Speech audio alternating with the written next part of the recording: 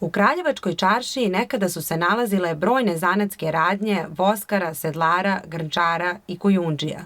Danas je njihov broj znatno manji, a opstali su samo oni čija je volja, posvećenost i ljubav prema zanatu bila jača od vremena i modernih tehnologija. Jedan od njih je i gospodin Krist Beriša, koji se posle više od pola veka i dalje bavi zanatom koji je odabrao davnih 50. godina, filigranstvom. Sitna žica, to je filigran. Jednog od danas malobrojnih majstora ovog zanata zatekli smo u radionici radnje koju je otvorio 1974. godine. Svakoga dana, baš na ovom mestu, gospodin Beriša provodi sate praveći unikatne komade nakita.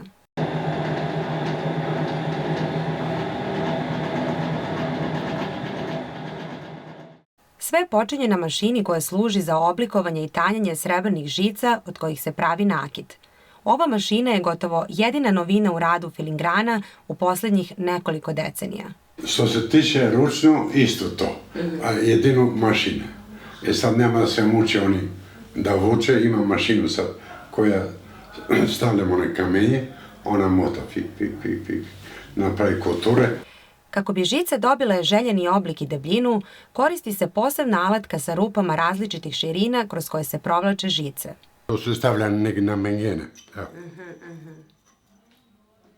To. Dobijete ono. Idem sve redom. Najveći deo izrade nakita je ručni rad, pa su smirenost i preciznost ruku i prstiju neophodne, ali i iskustvo, trud, strpljenje i volja. Zavisi od čovjeka. Ako ima volju, ambicije, ima moji šagrti koji su bolji od mene sad. Ima volju, ide napred. I za mlade sad se krilo zanat. Sad ti ne možeš da kriješ sad kompjuteri, tap, i izađe sve. Kada se dobije žica željene debljine, od nje se daljim oblikovanjem i savijanjem pravi šablon. On služi kao osnova u kojoj se potom, nalik na mozaik, ređaju elementi čije veličina i materijal razlikuju filingranski od kojundžijskog zanata. Kujundžija, to te je reč koja radi sve. I sa bakrom, i sa mesingom, i sa srebom. I sa oni pravi one pidžane, one džezve. To kujundžije rade. A filigram je samo sitan stvar, ovako radi. Dobijanje sitnog rada je dugotrajan proces u kome se majstor služi isključivo rukama, znanjem i iskustvom. Treba rad, ovaj zanat traži rad, da se sedne. Ne možeš ti da ako ne sediš 7-8 sati, ne možeš da stigneš ništa. Nakon izrade šablona prave se delovi koji će šablonu dati sliku, odnosno šare. Kako bi lakše obradio žicu, majstor je ponovo zagreva da bi postala meka, a onda je savija u željeni oblik. Pa mora da bude meko, ne? Jer onda ne može. To je ovaj deo unutra, vidite. Ovo detelina, kako da vam objasnim. To je neko detelina. Kreativnost majstora je ono što je presudno u slaganju manjih delova u šablone, pa se od jednog šablona može napraviti mnoštvo različitih i zanimljivih slika. Od ovog modela mogu da dobijem 7-8. Evo, mogu ovako da napravim detelinu, mogu ove, da ima, evo ovako može. Evo vidite, ima druga šara, ima i ovako kopata kraka, evo. Nakon što se odluči koja šara će biti dominantna, pristupa se lepljenju delova, ponovnom zagrevanju i na kraju stavljanju u kiselinu kako bi svaki deo ostao na svom mestu.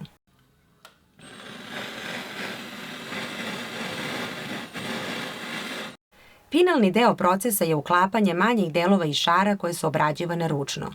Na taj način dobija se jedna slika koja se kasnije može koristiti za izradu narukvica, privezaka ili nekog drugog komada nakita. Evo, to su ovi broše, isto to ti je to.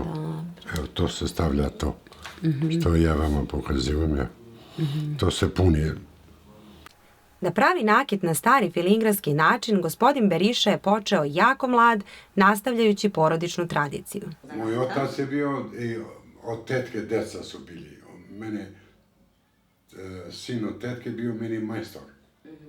Kod njega ste učili zanat? Bio je s toga. Zato ste vi postali dobar majstor. Jer on čim nešto, on sve ga pokvari, evo kao ovo, novo. Nije dao da ide dalje. Tradiciju bavljenja filigranstvom nastavit će njegovi naslednici, čuvajući na taj način stare zanate od zaborava. Nema gde, teče. On jedan put što mi je rekao ono što najviše me ovako je usvojio, deda, da nisi ti, šta bi mi radili? I to je tačno. Oni, pa, ima ove kompjutere, za čas uđu, vidio gde je, koliko je cena zlata, koliko je cena bakra, a mi to samo telefonom zoveš, koliko je zlato, koliko je, a sad, mogu sve on me izađe sad. Kako bi se ovaj zanat održao, očuvao i nastavio da se prenosi sa kolena na koleno, zanatlijama će biti potrebna pomoć koju do sada nisu dobijali. Sve od mojih ruke, ništa od države nisam dobio pomoć. Nikada? Nikada. Mi nemamo ni srebro da kupimo od države, ni zlato, ništa. Regionalni koordinator za nematerijalno kulturno nasleđe za centralnu Srbiju, Snežana Šaponje-Ćašanin, kaže da je u procesu zaustavljanja izumiranja starih zanata od izuzetnog značaja učestvovanje države, društvenih i nevladinih organizacija, kao i medija. Filigranstvo u Srbiji, znači, ima budućnost, ali trebalo bi da i sama država nešto uradi, da zaštiti ovako divne i retke zanate kao što je filigranski, da jednostavno stimuliše one osobe koje žele da nastave školovanje, koji žele da nauče tajne ovog zanata. Ne mora samo da se taj zanat prenosi u samoj porodici. Mogu i zainteresovana lica, umetnički nadarene duše koje mogu da nauče ovaj zanat, da ih jednostavno država na neki način stimuliše i da iako nema tržišta, da se obezbede sredstva, da se taj zanat stalno održava u kontinuitetu i da zadovoljava jedan osnovni minimum, da možemo slobodno da kažemo da je to naša tradicija koja se održala sve do današnjih dana. U muzeju u Kraljevu nalaze se vredni i zanimljivi filigranski predmeti. Zbog njihove unikatnosti, ali i vremena iz kojeg potiču, posetioci rado dolaze u ovaj muzej. Za filigranski zanat su vezani pojedini predmeti, kakav je kovčežić koji se nalazi ovde u samoj stalnoj postavci Narodnog muzeja, tu su pafte, tu su razne igle za kosu, za pričušćivanje oglavlja kod devojaka, tako da muzej u Kraljevu ima u svojoj stalnoj postavci, znači, proizvode filigranskog zanata, što je takođe daje jednu vezu, jedan kontinuitet sa tradicijom i sa onim što smo mogli da vidimo u radnji Krista Beriša. Prvi predmeti koji svedoče o starosti filigranstva pronađeni su u Staroj Troji, Mesopotamiji i Mikeniji. U Srbiji je ovaj zanat bio izuzetno rasprostranjen u 12. i 13. veku, nakon čega se smenjuju usponi i padovi srpskog filigranstva. Ipak, ovaj stari zanat je i do današnjih dana uspeo da se očuva, a o značaju koji ima u našoj zemlji govori nam i podatak da su zanatlije imale i svog sveca. Svi majstori su imali i svoje zaštitnike, svece koji su im pomagali, koje su neposebno poštovali, kojima su prinosili darove. I jedan od najpoštovanijih svetaca uopšte i u pravoslavlju i u katoličanstvu je Sveti Jovan Krstitelj.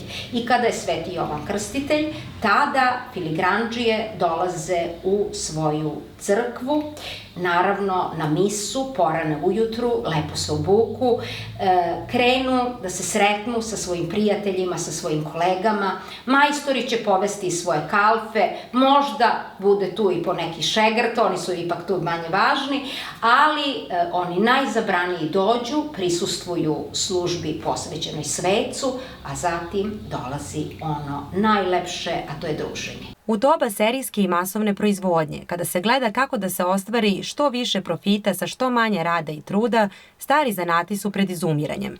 Ipak, za one ljude koji znaju da cene umetnost, rad i iskustvo koji zanatlija ulaže u svaki svoj proizvod, evo saveta kako da razlikuju serijski od ručnog rada. Ako kupujete filigran, ne kupujete srebro, da kažemo, na meru.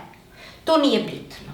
Bitno je da obratite pažnju koliko je tanka žica, koliko je tanka ta nit od koje je filigran pravljen, koliko je složen motiv i naravno taj umetnički utisak i to što svaki majstor nosi kao pečat. Znači, bitan je efekat čitavog komada.